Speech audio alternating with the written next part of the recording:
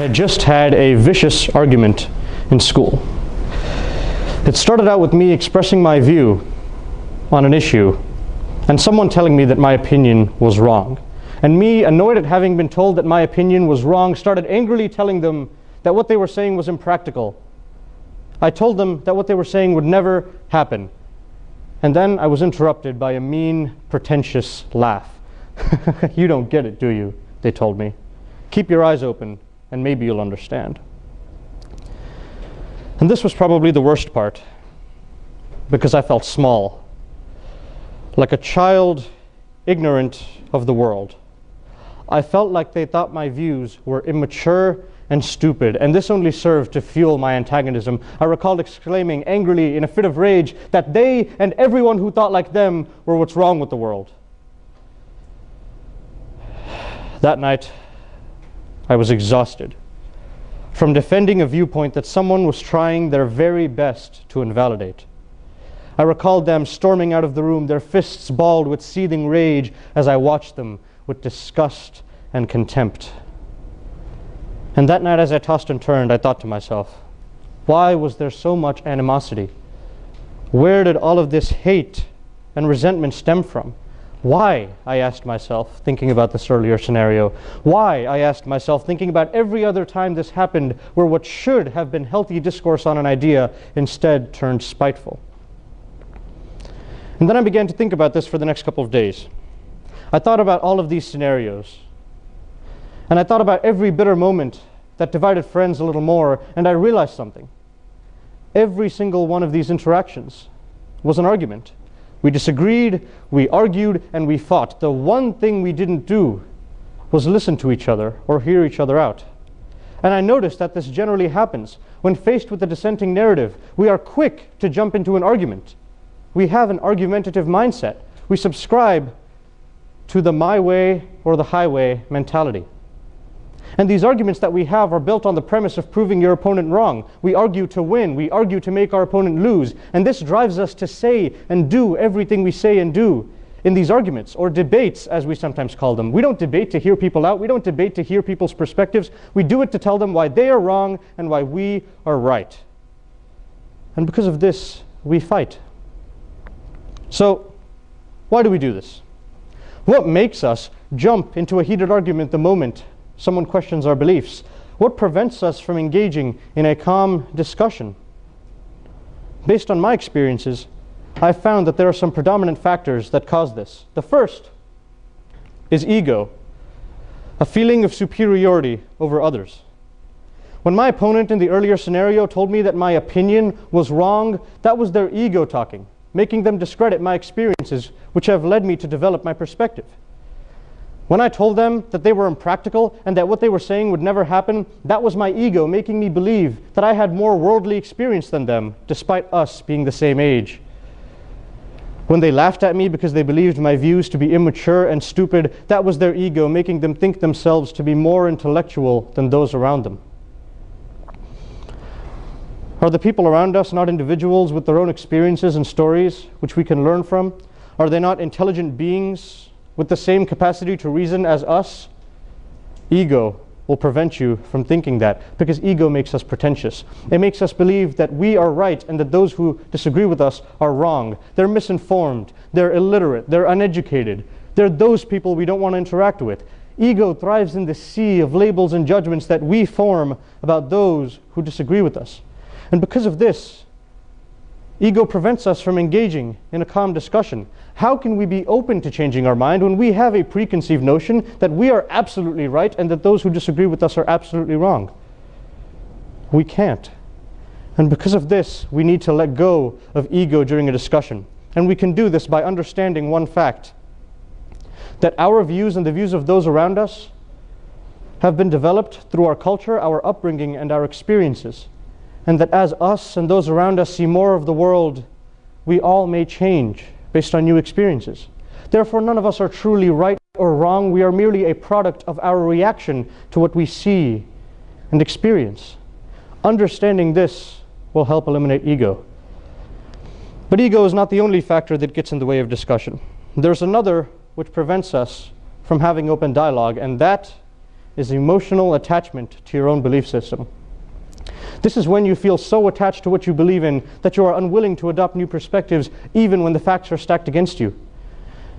This is what causes us to react emotionally in a discussion and feel angry or upset when someone disagrees with us, because we feel the need to not only defend our beliefs but also defend our identity.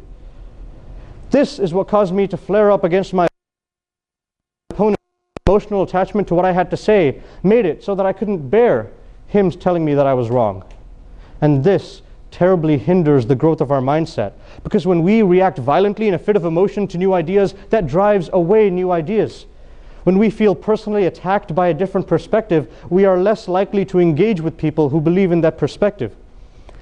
Therefore, to truly be open-minded and allow ourselves to grow, we have to make sure that we are in control of our emotions during a discussion so that the situation doesn't get out of hand. Apart from ego and emotional attachment, there's one last factor I would like to talk about today, and that is fear, an irrational fear that prevents us from engaging in open dialogue. I will first point out that fear can be a good thing, yielding to a safer society to an extent, because when there were people who we knew committed atrocities, a fear of them allowed us to raise a police force and protect ourselves. But there may come a point where fear becomes far too overreaching, and we not only fear those who directly threaten us like thieves, murderers, and terrorists, but we also begin to fear those who have different ideas. We are naturally afraid of people who have different ideas than us because we worry that their mindset will consume every crevice of the planet and send us back away from progress. This fear is what led me to rage up against my opponent in the earlier scenario and angrily tell them that they and everyone who thought like them were what's wrong with the world. It was my fear of their ideas speaking. And this fear is manipulative. It distorts reality. It makes us see people differently than who they really are. And because of this, we label and judge using extremes. We call everyday Americans hateful words like fascists, bigots, and anti-patriots. Labels that they would have never associated with if it hadn't been for us. Sound familiar? These are labels that our fears create, and it's not only bad enough that we form these stereotypes. What's worse is that we begin to project these stereotypes on these individuals, and we begin to hate them because of this. We despise people who were so close to us before because our fears have blown their beliefs out of proportion and have begun to demonize them. And this is why we become spurred into hateful actions that can range from verbal abuse to physical assault on individuals who disagree with us. This is what irrational fear does to us. It makes us destroy our fellow brothers and sisters in the name of saving the world of their hateful ideologies. This is why we need to overcome irrational fear during a discussion. We need to ensure that we don't label people based on what we believe their beliefs could be and could result in. We need to make sure that we remain open-minded and listen to people's perspectives so that we can not only understand how different people think, we can also understand their experiences that have led them to develop their belief system. This is how we can truly understand humanity at large. These three factors, ego, emotional attachment, and fear, I found cause us to fervently jump into a heated argument the moment someone disagrees with us. They cause us to attack, demean, and dehumanize those who disagree with us. So I, after realizing this, started actively cleansing myself of these characteristics. I began to approach every discussion with the mindset that whoever I was speaking to was an equal with their own experiences, which I can learn from. I made sure that I kept my emotions under control so that I didn't react violently when someone gave me a new idea. I made sure that I didn't allow my irrational fears to label people so that I could truly hear what they had to say. And through my experience, I have found that once you do this, dialogue becomes a whole new experience. Discussions become eye-opening, and it becomes amazing to see and hear numerous sides to an issue and discuss them. I personally found myself becoming more open-minded through this endeavor. And I found that this had an impact on those I spoke to as well. Because when I approached a dissenting narrative with an open mind and began asking questions, I created a safe environment where we both could feel free to share our views without fear of judgment. There is no stress. There is only mutual respect. because we see each other as equal beings, each with their own stories and experiences which we can hear and learn from. And because of this, I found that it is actually much easier to change someone's mind through a discussion than in a debate, because in a debate, changing your mind requires losing, and no one wants to do that. Whereas in a discussion, adopting a new mindset doesn't mean you have lost, it means that you have grown.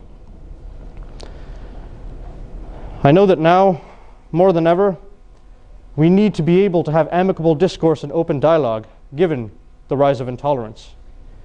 We often see intolerance for the sake of intolerance, and we even see intolerance for the sake of tolerance. But nevertheless, intolerance is intolerance all the same.